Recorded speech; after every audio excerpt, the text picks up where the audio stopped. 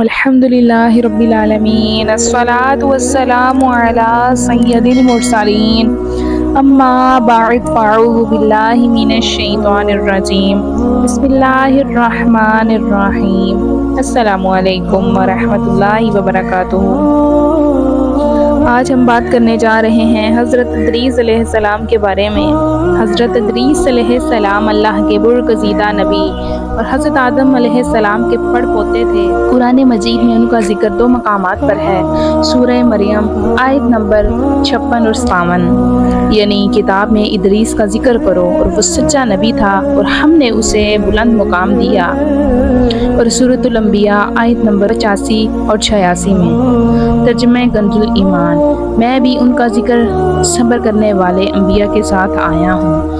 ان کا اصل نام اخنوخ بتایا جاتا ہے، انہیں ادریس کہا گیا ہے کیونکہ وہ کثرت سے درس کیا کرتے تھے اور علم سکھاتے تھے، اور وہ نبی بھی تھے اور حکمت و علم کے بھی امام تھے۔ حضرت ادریس علیہ السلام کا زمانہ حضرت آدم علیہ السلام کے بعد حضرت نوح علیہ السلام سے پہلے تھا۔ روایت کے مطابق وہ باب العراق میں رہتے تھے۔ انہوں نے اپنی قوم کو توحید کی طرف بلایا اور شرک، بت پرستی اور برائیوں سے روکا۔ انہوں نے اپنی قوم کو صرف اللہ کی عبادت کا حکم دیا۔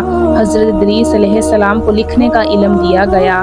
کہا جاتا ہے کہ انہوں نے پہلی مرتبہ قلم سے لکھا۔ انہوں نے لوگوں کو حساب ہندسہ، فلکیات، وقت کے حساب کا علم دیا۔ کپڑا سینا اور سلائی کا ہنر بھی انہوں نے سکھایا۔ اس سے پہلے لوگ جانوروں کی کھال استعمال کرتے تھے۔ قرآن میں انہیں صبر کرنے والے نبیوں میں شمار کیا گیا ہے۔ اللہ تعالیٰ نے قرآن پاک میں فرمایا، یعنی ترجمہ کنز الایمان، ہم نے ادریس کو بلند مقام عطا فرمایا۔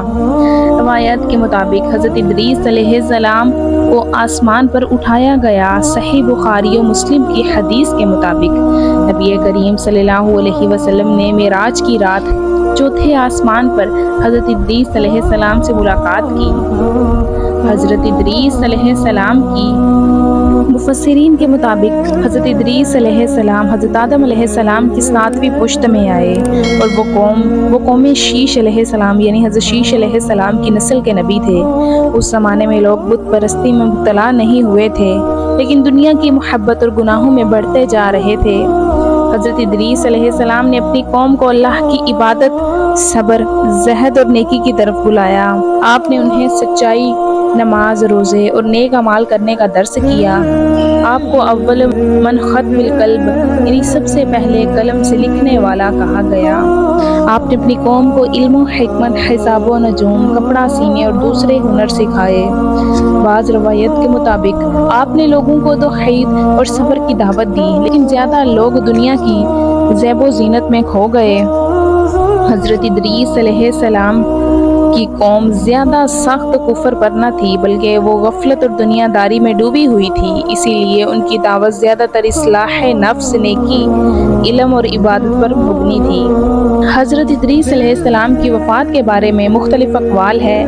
ایک روایت کے مطابق انہیں اللہ تعالیٰ نے اپنی رحمت سے آسمان پر اٹھا لیا اور وہ وہیں زندہ ہیں جیسے حضرت عیسیٰ علیہ السلام، اور بعض مؤخرین کے مطابق حضرت ادریس علیہ السلام باب العراق میں رہتے تھے۔ کچھ روایت کے مطابق ان سے متعلق آثار مصر کے علاقے میں بھی ملتے ہیں۔ بعض مؤخرین نے انہیں قدیم مصر کے حکیم ہرمس سے بھی جوڑا ہے۔ حضرت ادریس علیہ السلام کی زندگی سے ہمیں یہ سبق ملتا ہے کہ علم اور ہنر اللہ کی نعمت ہے اور اسے انسانیت کے فائدے کے لیے استعمال کرنا چاہیے۔ سچائی اور صبر انسان کو بلندیوں تک پہنچاتا ہے۔ دین اور دنیا دونوں کا علم ایک ساتھ ضروری ہے۔ اللہ تعالیٰ نے اپنے نیک بندوں کو بلند مقام عطا فرمایا ہے۔